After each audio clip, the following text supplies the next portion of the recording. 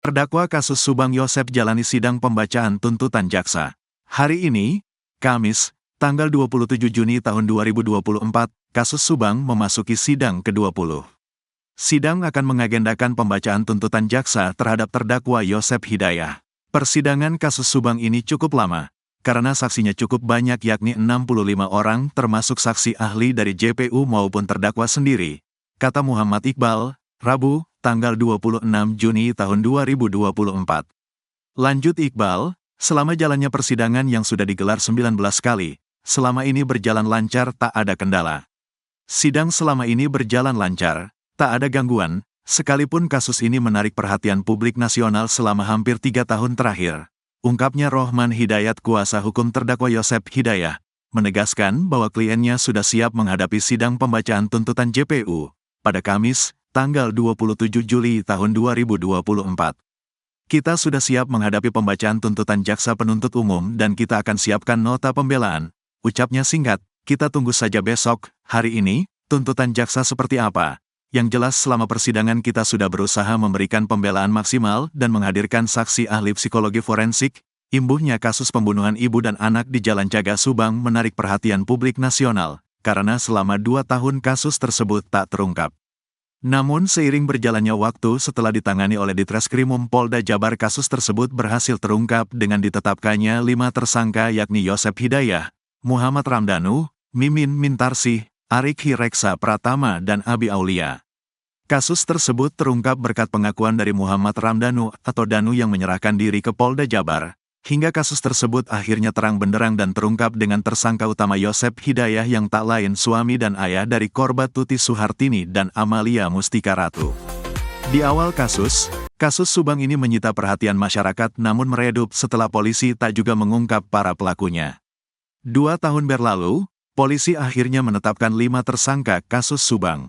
Kelima tersangka kasus Subang itu adalah Muhammad Ramdanu atau Danu, Yosep Hidayah, Mimin Mintarsih, Arik Hi dan Abi Aulia.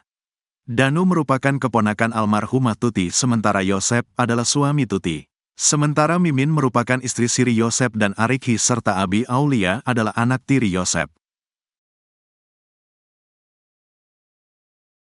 Sidang kasus pembunuhan ibu dan anak yang menewaskan Tuti Suhartini dan Amalia Mustika Ratu, hari ini kembali digelar di Pengadilan Negeri Subang.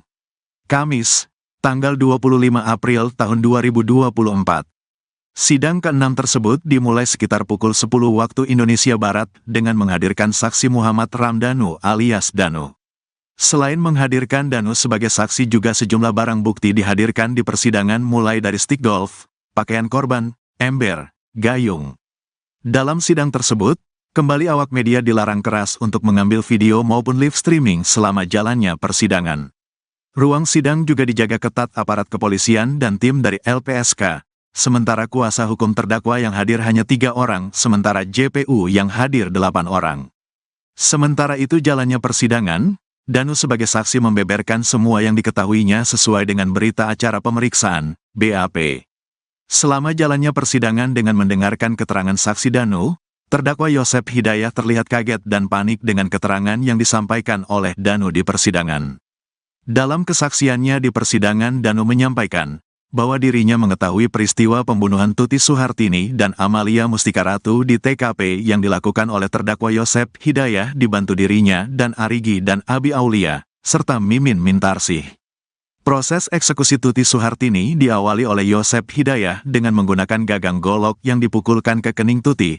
Ujarnya kepada majelis hakim selanjutnya kata Danu, habis dipukul, Tuti terjatuh dari sofa dan langsung diseret oleh Yosep ke bawah. Saat posisi Tuti di bawah sofa, selanjutnya Yosep Hidayah memukul Tuti dengan stick golf sekali. Kemudian Danu, Ariki dan Abi juga ikut memukul dengan stick golf tersebut. Katanya sementara terkait eksekusi Amalia, Danu mengatakan bermula ketika Amel bangun, keluar kamar langsung disekap sama Danu. Namun Amel berontak hingga Danu meninju Amel di bagian wajah, Amel langsung tersungkur kemudian dibawa lagi ke kasur dan dipukul menggunakan stick golf oleh Yosep dan Danu. Setelah mukul Amel saya langsung keluar kamar dan duduk di sofa ruang tamu. Selanjutnya Abi Aulia masuk dan langsung membenturkan kepala Amel ke dinding sebanyak 1 kali. Ungkapnya, selanjutnya kata Danu, Mimin datang masuk dari halaman samping masuk ke kamar mandi. Selanjutnya saya disuruh Yosep angkat Tuti bersama Abi, Arigi dan Yosep ke kamar mandi, dan di kamar mandi sudah ada Mimin, ucapnya setelah mengantar jenazah Tuti ke kamar mandi. Kemudian Yosep balik ke kamar untuk ambil jenazah Amel yang digotong sendiri oleh Yosep ke kamar mandi. Di kamar mandi, saya melihat Yosep mengguyurkan air ke Amel dan Mimin membuka baju Tuti Suhartini. Terangnya selanjutnya Danu juga mengaku melihat Arigi dan Abi masuk ke kamar Amel mengacak-acak kamar Amel. Tak hanya kamar Amel namun semua yang ada di rumah diacak-acak, ucap Danu. Setelah itu, Danu juga mengaku dirinya bersama Arigi, Abi dan Yosep menggotong mayat Tuti dari kamar mandi ke mobil Alphard. Saya Arigi, Abi, Yosep menggotong Tuti ke mobil Alphard. Kemudian setelah itu, Yosep langsung kamar mandi untuk menggotong Amel sendiri lewat pintu depan rumah. Tuturnya saat ini sidang kasus pembunuhan Tuti Suhartini dan Amalia Mustika dengan saksi Danu saat ini masih berlangsung. Rencananya tak hanya Danu yang hadir namun ada 6 saksi lainnya yang akan dihadirkan di persidangan, salah satunya Yoris Raja Amanullah, anak dari korban dan juga terdakwa. Kasus pembunuhan ibu dan anak di Subang yang menimpa Tuti Suhartini dan Amalia Mustika Ratu mulai disidangkan, Kamis, 28 Maret 2024. Peristiwa pembunuhan dalam kasus Subang itu sendiri dilakukan 18 Agustus 2021 silam. Dalam persidangan perdana itu, terungkap betapa kejinya Yosep Hidayah saat membunuh kedua korban. Yosep Hidayah benar-benar sadis karena kedua korban itu adalah istri dan anak kandungnya. Lebih sadis lagi jika melihat cara dia menghabisi Tuti dan Amel. Kejinya Yosep Hidayah saat menghabisi Tuti dan Amel itu terungkap dari kondisi kepala kedua korban yang rusak. Tengkorak baik milik Tuti maupun Amel pecah akibat hantaman benda tumpul, selain mengakibatkan tulang tengkorak remuk. Otak kedua korban juga hancur. Jaksa Penuntut Umum, JPU, Neva Sari Susanti yang membacakan surat dakwaan untuk terdakwa Yosep Hidayah.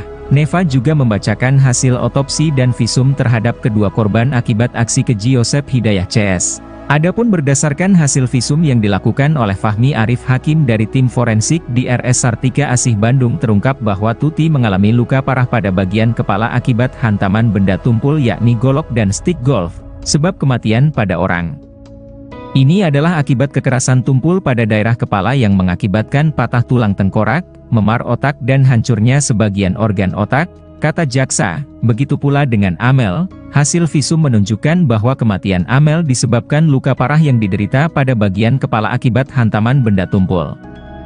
Sebab kematian pada orang ini adalah akibat kekerasan tumpul pada daerah kepala yang mengakibatkan patah tulang tengkorak, memar otak dan hancurnya sebagian organ otak, ujar jaksa.